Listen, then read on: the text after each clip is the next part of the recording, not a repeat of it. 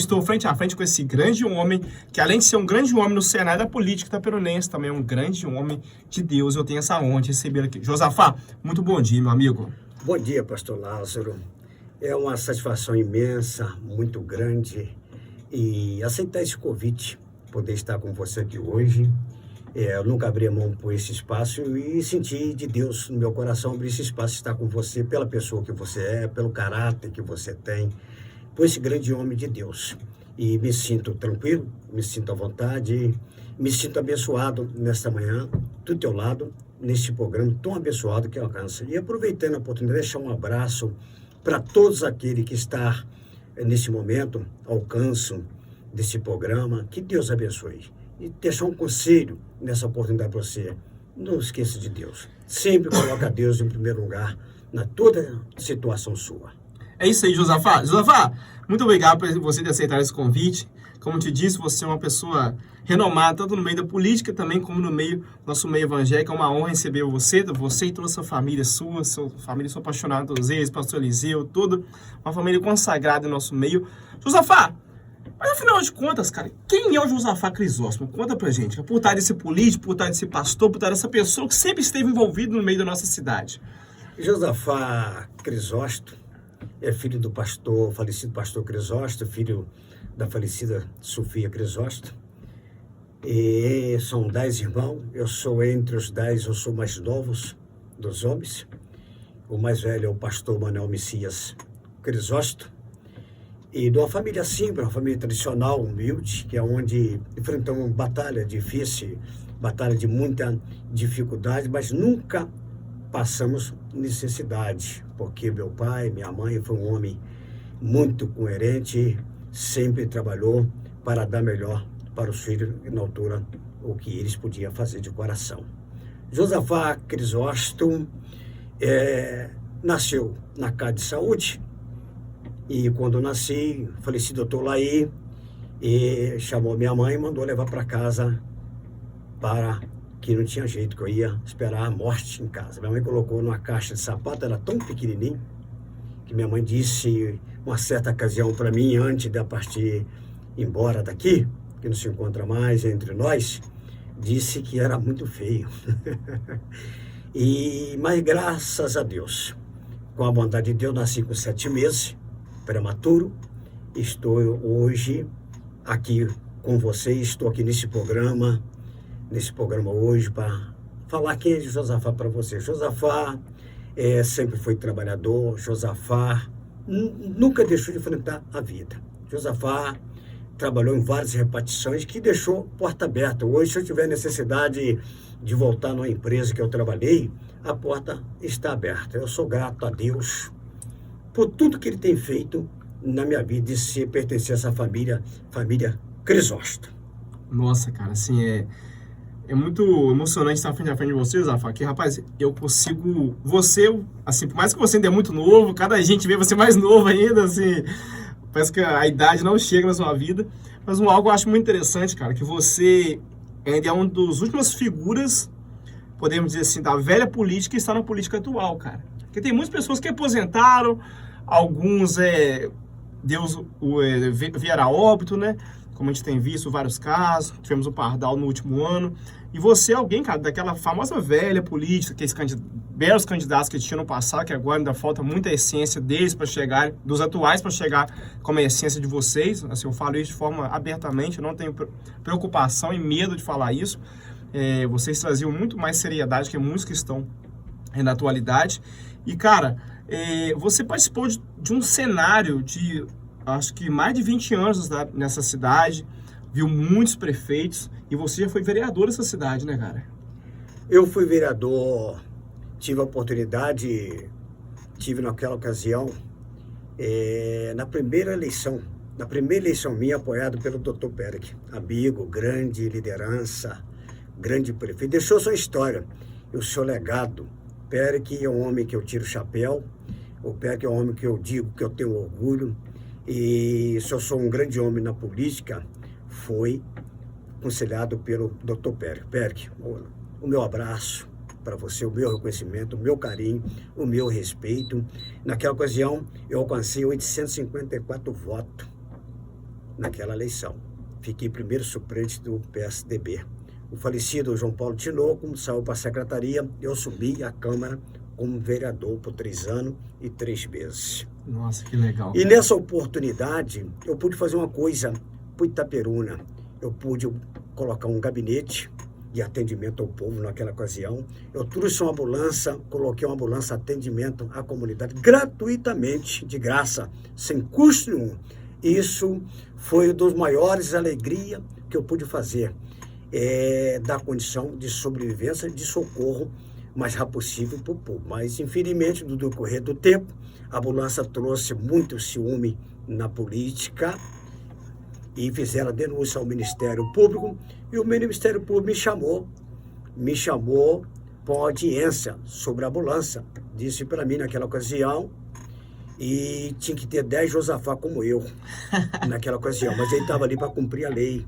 Ele determinou algumas questões para manter a ambulância, eu tinha que manter médico, eu tinha que manter enfermeiro. Como eu não tinha condições, estrutura para botar um médico e enfermeira na ambulância para atendimento todo dia, eu prometi a ele que eu não traria transtorno nem trabalho para ele, que a ambulância se encerraria o seu circo por ali.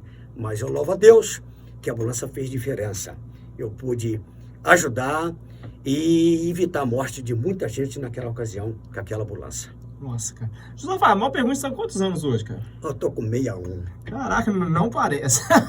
Tá com cara daquele 40, tá quase virando pra 50, assim, É mesmo. verdade, senhor.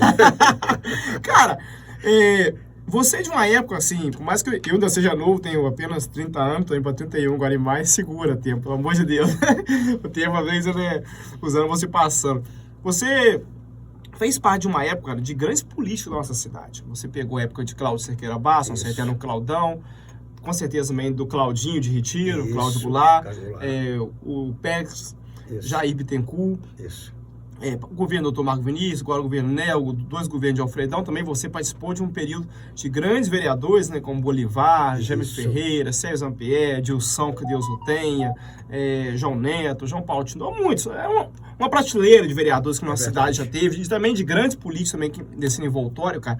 O que mais marcou a sua carreira dentro dessa história, cara? Porque você, como eu disse, você é um dos únicos remanescentes que ainda está em atividade, assim, ainda tem o Lalá ainda, né, cara, mas tem músicos que pararam, encostaram mesmo, falaram, não, chega, tá bom, e você continua, toda eleição tá lá o Josafá, e muito bem, né, cara, porque você, por mais que você não tenha conseguido o êxito de chegar nas cadeiras nas últimas eleições, mas as suas votações são muito esplêndidas, cara, são muito boas votações, você tem ocupado participações nas últimas eleições, também nos últimos mandatos, e como isso tem sido para você, cara? E o que te marcou dentro da sua história política? Ó, esse mandato foi um mandato que marcou, cara.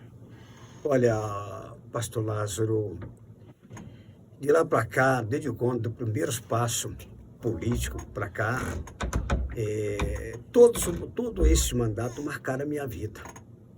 Se eu tivesse alcançado a cadeira, seria gratificante. Mas acima da cadeira que tem me marcado, o que eu pude e podendo até hoje, é estar à disposição do povo. Minha casa, porta aberta, aonde que eu esteja, o povo consegue falar para mim.